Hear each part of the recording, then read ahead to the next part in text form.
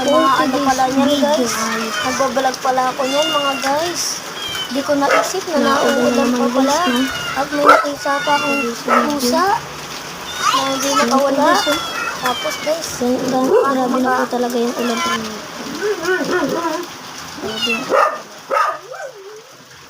Grabe talaga po.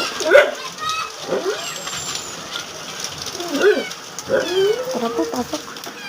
madilim po talaga sa amin guys eh. Pero dito guys, madilim. Kasi maliwanag. Ay, pusa nga dito. Pusa ito eh.